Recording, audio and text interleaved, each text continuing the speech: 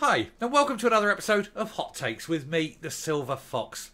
There were whisperings in the Conservative Party, but as time's gone on, those whisperings have turned to murmurings. And now voices can be heard in the corridors of power, and those voices are not happy. They are the voices of the backbenchers, who are looking at their majorities and thinking, that's not big enough. I'm going to be fired. I'm going to be out of here. I'm going to be unemployed.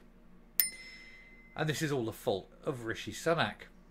Because of course it is. A man who was never voted in by the members and whom half the parliamentary party don't actually like. And yet there he is, finding himself leader. Leading a party that's in disarray and for whom he has no regard whatsoever. He's raising interest rates, he's alienating voters, he's doing everything he can to make things worse. Not that it bothers him, a non-tax-paying billionaire with a green card. He can sod off quickly once it's all over. And so the party are starting to look for other leaders. And according to Nadine Dorries, there is one person who is perhaps in a position to push for change. And as Shakespeare put it, how oft the sight of means of ill deeds make ill deeds done.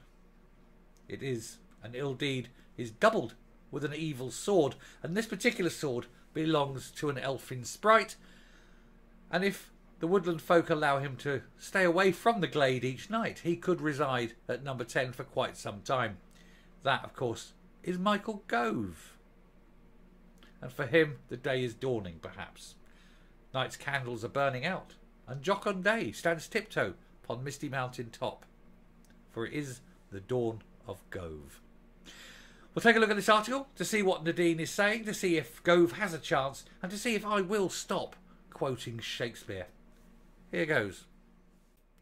So, Nadine Dorries accuses Michael Gove of plotting to replace Rishi Sunak as Tory leader. Of course, Nadine, very close friend of Boris, she threatened to go. She hasn't yet. I think she's going to go at the right time for her, which I think will be the point at which she can cause the most damage to Rishi Sunak. So well done to her, I suppose. But anyway, she's saying that that Gove is plotting this. So anyway, Boris Johnson loyalists claimed the Levelling Up secretary was eyeing up Mr. Sunak's job. This is always the danger for the Tory leader. As the Tory Prime Minister stands there and looks out, he sees the opposition on the benches in front of him, but he knows that the enemies are behind him. They are the Dothraki of the parliamentary parties. They are quite ruthless when it comes to changing leadership. But Nadine Dorries has accused Michael Gove of positioning himself to replace Rishi Sunak as Tory leader. So what you'd get is one very tiny man, 5'6", 5'7". He himself replaced Johnson, who is also a very, very tiny man. And he's now going to be replaced by Michael Gove, who's also a very, very tiny man. Why do the Tories keep having very tiny men leading them? It's been a while since I've had a tall one. Cameron was 6 foot. After that, it's a series of dwarfs. Anyway, the close Boris Johnson ally made the comment after the Cabinet Minister warned against net zero religious crusades. By the way, I'm not saying that there's anything wrong with dwarves. I'm just saying it just seems odd that they've gone for 3 short men. There's no comment on it. I'm just saying it's very odd.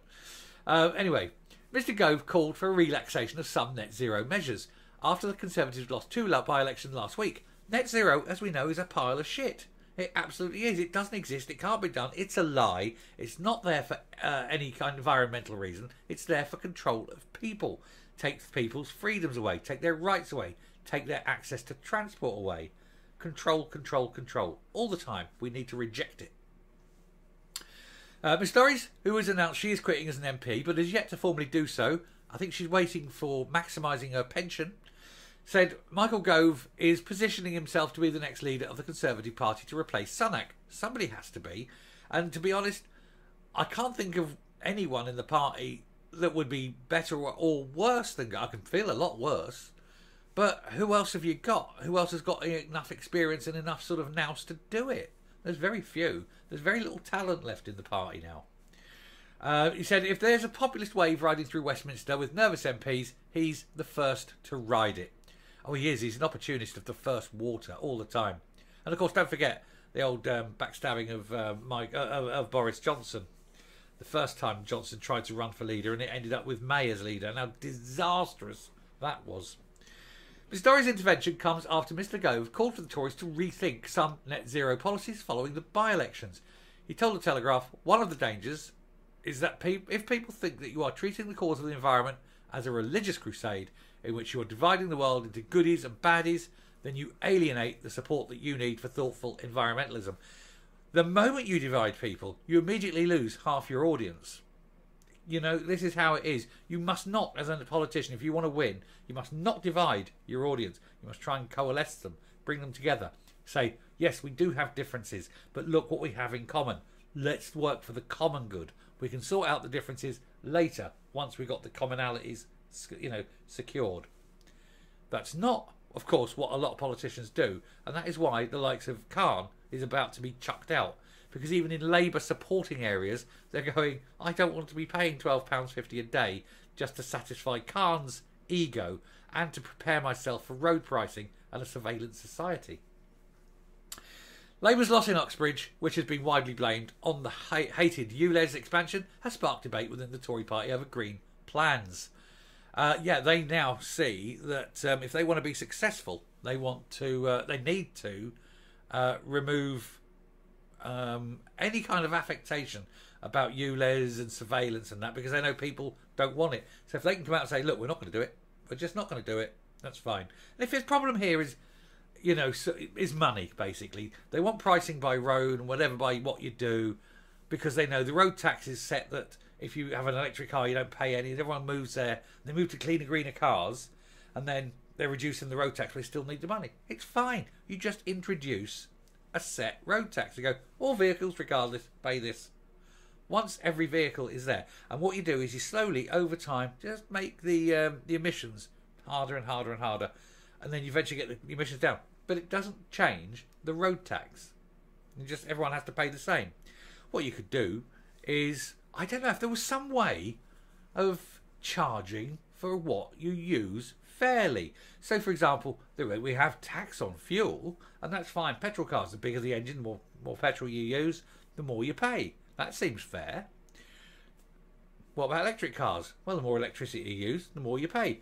So you just put the price of car charging electricity up. And that's fair. Then everybody pays the same, based on mileage. Or, as part of your MOT, you look at what your mileage is and you charge accordingly. You've done 20,000 miles, that'll be £200. And so, you can do it like that. Again, fair. The more you use, the more you pay. Anyway, Mr Gove, known as an effective political operator, torpedoed Mr Johnson's leadership in 2016 when he ditched plans to run his campaign and announced he was throwing his hat in the ring. That's right, and that's what led to May taking over. What a big mistake that was, and then they had a big falling out.